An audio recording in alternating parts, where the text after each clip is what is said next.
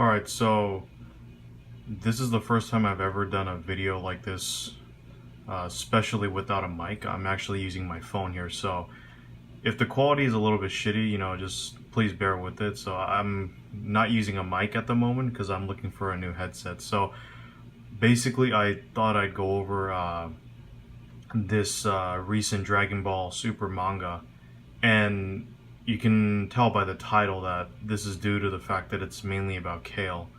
So I'll pretty much skim it over and I'll just tell you what exactly I like about this.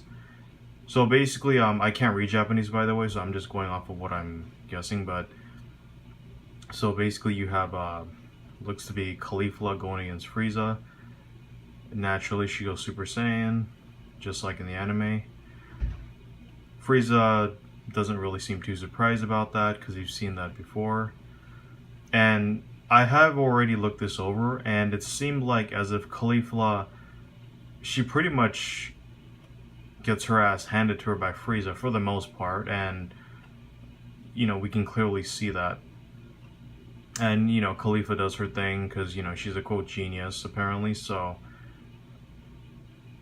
and yeah, like I said, I don't read Japanese, so I'm just going off of what I can distinguish.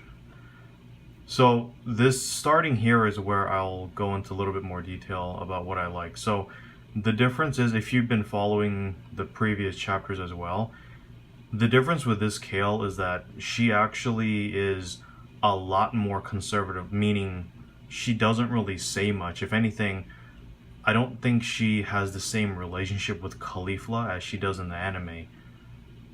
She doesn't really fawn over her too much, and it actually seems like as if if Kale is actually the more mature one, because like I said, she doesn't talk much.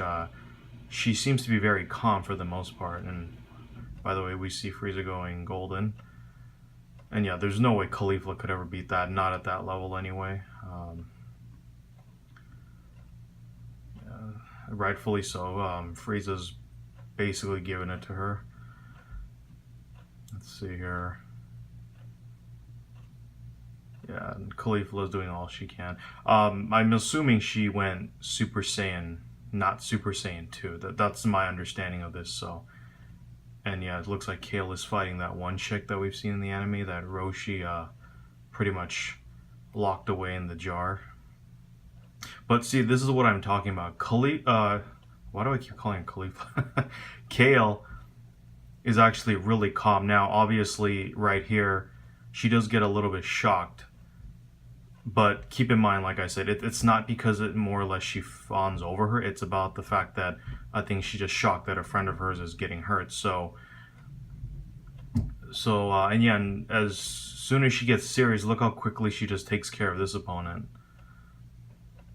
And that that doesn't seem like the Kale that we've seen in the anime for sure. She quickly dispatched her as if that was just a joke, and you see here Kale stepping in,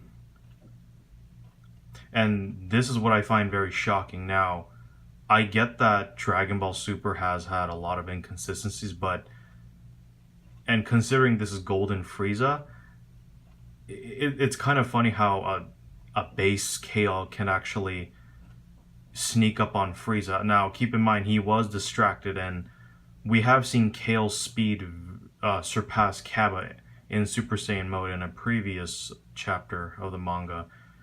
But I mean, regardless, I was pretty shocked to see it to this extent,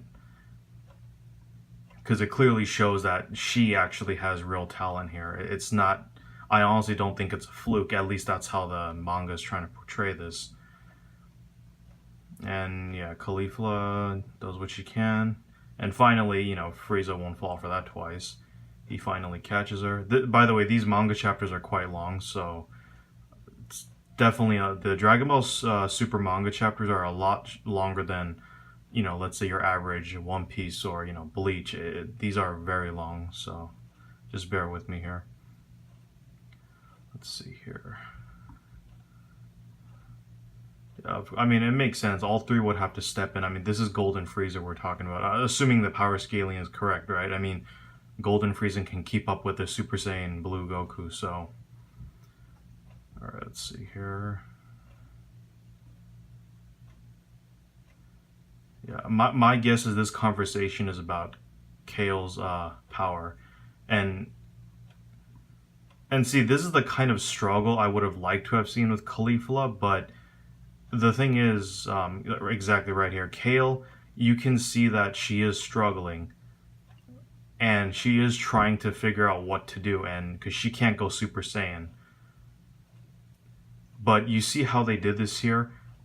In these few panels, they're correlating the emotional response to her wanting to become Super Saiyan. And this is what I'm talking about when I say legitimate power-ups. Now, at the very least, if they kind of had a little bit of more of an emotional response when it comes to these Super Saiyan power-ups, I would believe that, as opposed to just saying they're a simple genius, because historically in the Dragon Ball series, we've always seen power-ups based off of emotions. At least that's what happens when it comes to Saiyans.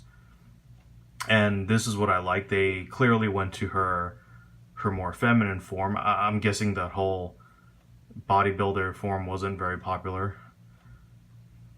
And we do see the whites of her eyes. That's typical of the Broly / Super Saiyan Rage form. We've seen that many times. And here, you know, I think every reader will just have to defer to their better judgment here, because, I mean, yes, the thing is, I give a pass for Kale on this. I mean, I'm not saying she'll beat Golden Frieza, but the problem with this is we don't know too much about this, quote, Broly form or Super Saiyan Rage, whatever you want to call it, so I can't really say much on that. But I do like how the transformation was introduced a lot more in the manga, and I do like her development better, most definitely. And right here, yes, Goku steps in.